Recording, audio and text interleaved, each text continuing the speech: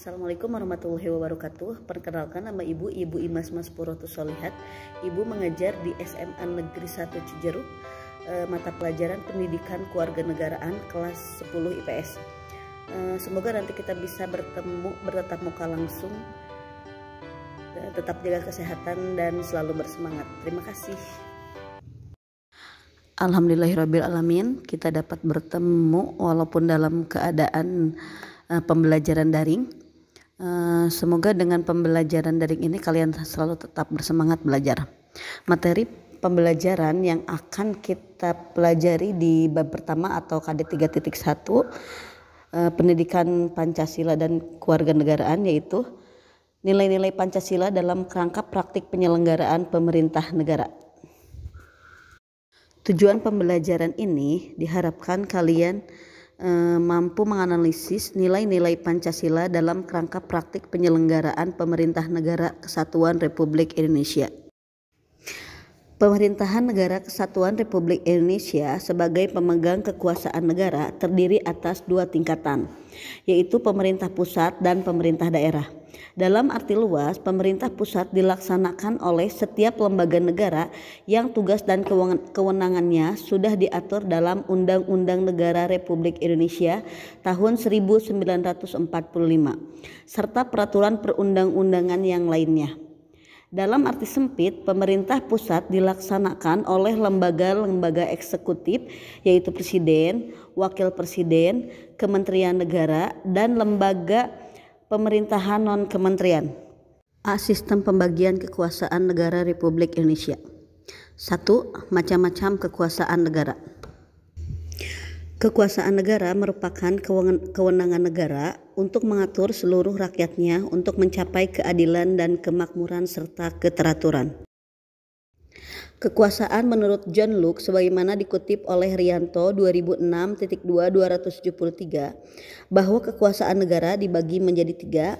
A. Kekuasaan legislatif, yaitu kekuasaan untuk membuat atau membentuk undang-undang. B. Kekuasaan eksekutif, yaitu kekuasaan untuk melaksanakan undang-undang termasuk kekuasaan untuk mengadili setiap pelanggaran terhadap undang-undang. Dan C. Kekuasaan federatif, yaitu kekuasaan untuk melaksanakan hubungan luar negeri. Tokoh lainnya yang berpendapat adalah Montesquieu. Menurut Montesquieu, dikutip oleh Rianto 2006.273, kekuasaan dibagi menjadi 3. A. Kekuasaan legislatif, yaitu kekuasaan untuk membuat atau membentuk undang-undang. B. Kekuasaan eksekutif, yaitu kekuasaan untuk melaksanakan undang-undang. Dan C. Kekuasaan yudikatif, yaitu kekuasaan untuk mempertahankan undang-undang termasuk kekuasaan untuk mengadili setiap pelanggaran terhadap undang-undang. Pendapat yang dikemukakan oleh Montesquieu ini merupakan penyempurnaan dari pendapat John Locke. Kekuasaan federatif oleh Montesquieu dimasukkan ke dalam kekuasaan eksekutif. Fungsi mengadili dijadikan kekuasaan yang berdiri sendiri. Ketiga kekuasaan tersebut dilaksanakan oleh lembaga-lembaga yang berbeda yang sifatnya terpisah.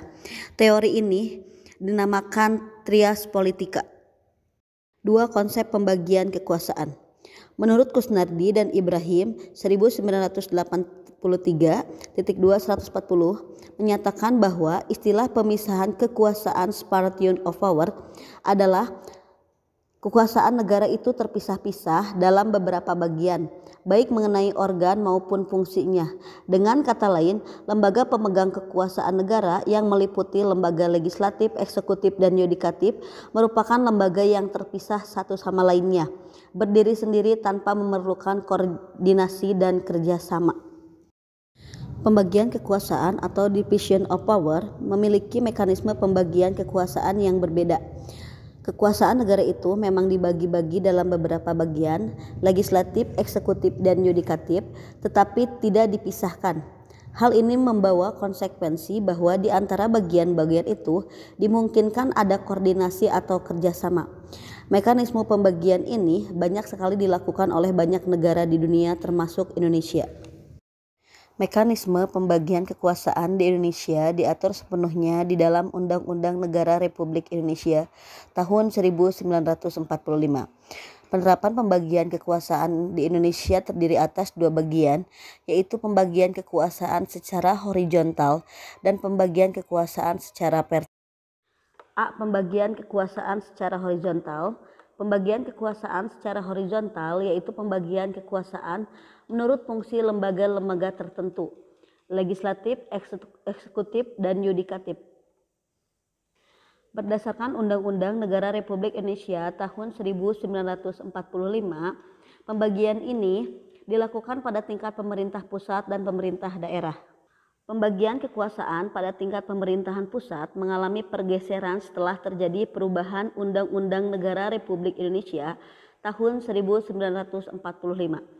Pergeseran yang dimaksud adalah pergeseran klasifikasi kekuasaan negara yang umumnya terdiri atas 3 jenis kekuasaan menjadi 6 jenis kekuasaan, yaitu 1. Kekuasaan konstitutif, 2. Kekuasaan eksekutif, 3. Kekuasaan legislatif, 4. Kekuasaan yudikatif, 5. Kekuasaan eksaminatif atau inspektif, 6. Kekuasaan moneter.